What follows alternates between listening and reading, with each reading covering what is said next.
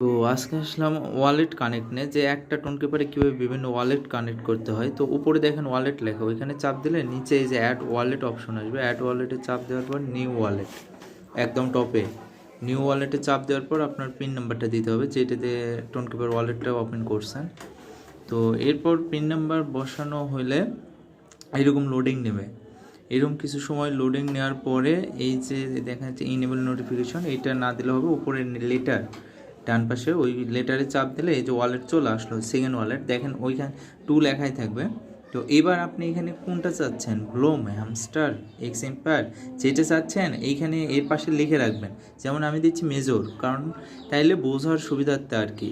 Major দেওয়ার পরে wallet connect যখন হয়ে গেল, এবার আপনি কালার চেঞ্জ করতে পারবেন, যে আমি কোন কালারটা ইউজ করব।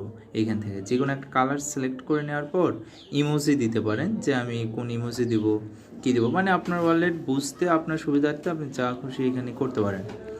তো কালার সিলেক্ট করার পর এবার ইমোজি আপনার অনেকগুলো আছে, স্মাইল আছে, এইটা সেটা আছে, এইগুলো আপনি কানেক্ট করতে পারেন। করার পরে দেখেন আমাদের নিচে একটা সেভ অপশন, সেভে চাপ দিলে আমাদের ওয়ালেট ক্রিয়েট করা হয়ে যাবে। এটা খুব সিম্পল একটা বিষয়। এইভাবে অনেকগুলো